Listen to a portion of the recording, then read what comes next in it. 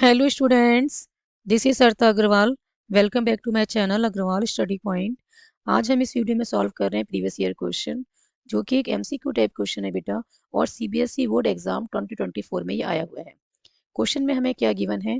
If a and b are two non zero square matrices of the same order. A और b क्या है? ये दो non zero square matrices हैं और सेम ऑर्डर की। ठीक है, such that a plus b whole square equals to a square plus b square, then four equations हमें गिवन है ना, फोर ऑप्शंस हमें गिवन है, हर ऑप्शन में एक इक्वेशन गिवन है।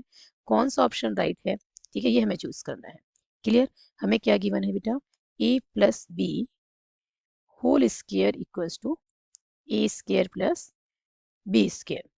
तो देखो, लेफ्ट हैंड साइड आप लेते हैं a plus B whole square. इसका क्या मतलब है? ए और बी क्या है? दोनों नॉन जीरो स्क्वायर मैट्रिक्स हैं सेम ऑर्डर की। तो इसको हम क्या लिख सकते हैं? ए प्लस बी इंटू में ए प्लस बी। क्लियर? हम ऐसा क्यों लिख रहे हैं? हम यहाँ पे देखो ये यूज नहीं कर सकते। ए प्लस बी का होल स्क्वायर जो अलजेब्रिक आइडेंटिटी आप अर्लियर क्लासेस से पढ़ते आ रहे हैं, ठीक है, a square plus B square plus 2ab, वो हम यहाँ पे मैट्रिक्स के केस में यूज नहीं करेंगे।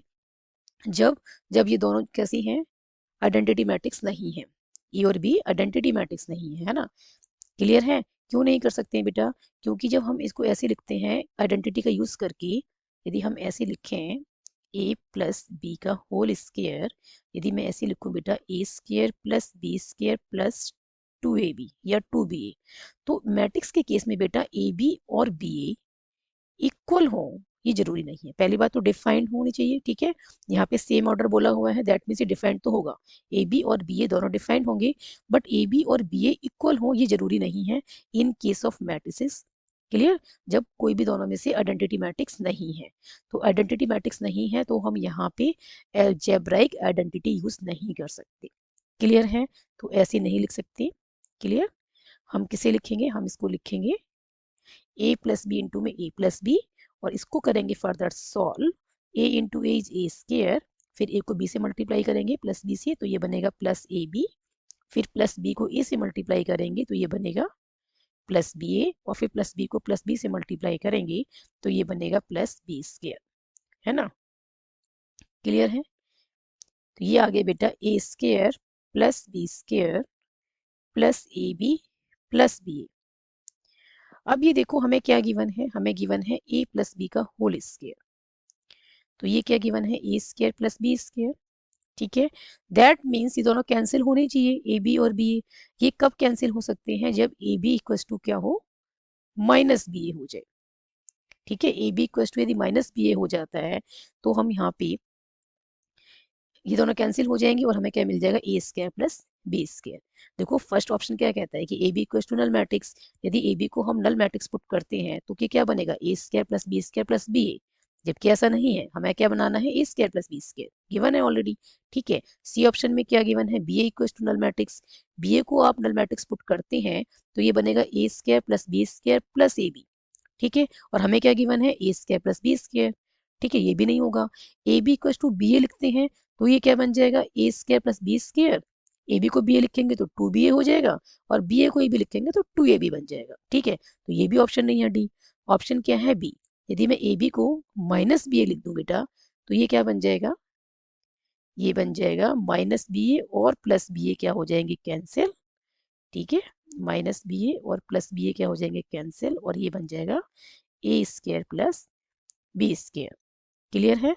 तो ए बी, तो ये a B equal to minus b a जो है, this is the right answer. तो ऑप्शन बी जो है, this is the correct answer. Clear है? ये आइडेंटिटी हम कब यूज कर सकते हैं, ये भी थोड़ा डिस्कस कर देती हूँ कि इसको हम कब यूज कर सकते हैं। Algebraic identity A plus B का whole square equals to A square plus B square plus 2ab identity के केस में कर सकते हैं। Suppose A plus identity matrix होता, ठीक है, और इसका स्क्वायर होता, तो हम ये यूज कर सकते थे a square plus identity square plus में 2a इंटू आइडेंटिटी। क्लियर है? आइडेंटिटी का स्क्वायर क्या बन जाता? अगेन आइडेंटिटी बन जाता। ओके, ये क्या बन जाता? आइडेंटिटी। और आइडेंटिटी मैट्रिक्स को किसी से भी मल्टीप्लाई करते तो क्या बनता? वही मैट्रिक्स बनती है ना। आइडेंटिटी मैट्रिक्स को किसी भी मैट्रिक्स से मल्टीप्लाई करते हैं तो वही मैट्रिक्स मिलती है, तो यहाँ से मिलता है 2a। क्लियर है? ऐसा क्यों? ये देखिए बेटा, ए प्लस आई का होल स्क्वायर को मैं क्या लिख सकती हूँ, ए प्लस आइडेंटिटी मैट्रिक्स इंटू में ए प्लस आइडेंटिटी मैट्रिक्स।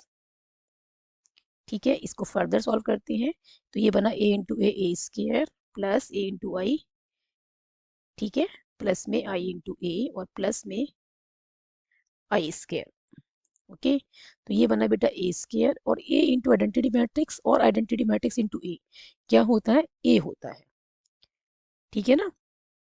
और ये बन गया आइडेंटिटी का स्क्वायर इज आइडेंटिटी मैट्रिक्स। तो यहाँ से हमें क्या मिलता है, a square plus 2a plus identity matrix जो कि इसके इक्वल है। ठीक है, हमने अलजेब्रिक आइडेंटिटी कब यूज करनी है, जब एक मैट्रिक्स आइडेंटिटी मैट्रिक्स हो। ठीक है, दोनों में से एक आइडेंटिटी मैट्रिक्स है तो हम यूज कर सकते हैं। क्लियर, और दोनों ही मैट्रिक्स आइडेंटिटी मैट्रिक्स नहीं है तो हम अलजेब्रिक आइडेंटिटी को यूज नहीं कर सकते। ठीक है, क्लियर है। तो हमने यहाँ पे क्या किया है, क्वेश्चन में हमें क्या गिवन है, ए प्लस बी का whole square equals to A square plus B square.